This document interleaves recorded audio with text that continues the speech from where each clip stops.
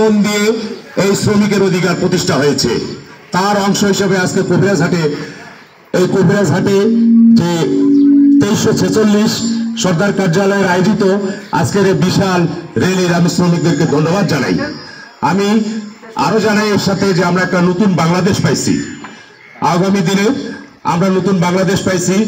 আমাদের সবার প্রিয় মাটি মানুষের নেতা বীরগঞ্জ কাহারনের মঞ্জু ভাইয়ের নেতৃত্বে ইনশাআল্লাহ এই শ্রমিক এই 2346-এর এই ইয়েতে মঞ্জু ভাইকে আমি নিয়ে আসবো এবং আগামীতে নতুন বাংলাদেশ গঠনে এই বীরগঞ্জ কাহারনের মঞ্জু ভাইয়ের অত্যন্ত প্রয়োজন। সবচেয়ে বড় কথা, এই মঞ্জু ভাই হচ্ছে 8 নম্বর ইউনিয়নের কৃতি সন্তান। আমাদের সবাইরই কিন্তু গর্ব, মঞ্জু ভাই যদি এখানে এমপি নির্বাচিত হয় আমাদের সবচেয়ে বেশি উন্নয়ন হবে 8 নম্বরে বীরগঞ্জ উপজেলায়। আর 8 নম্বরের আমাদের গর্ব। আপনারা সবাই মঞ্জু ভাইয়ের পক্ষে কাজ করবেন, মঞ্জু ভাইয়ের হাত শক্তিশালী করবেন।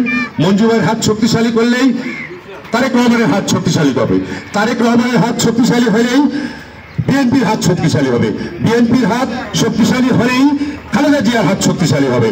এই বলে আমি সংক্ষিপ্ত বক্তব্য এখানে শেষ করলাম। আসসালামু আলাইকুম।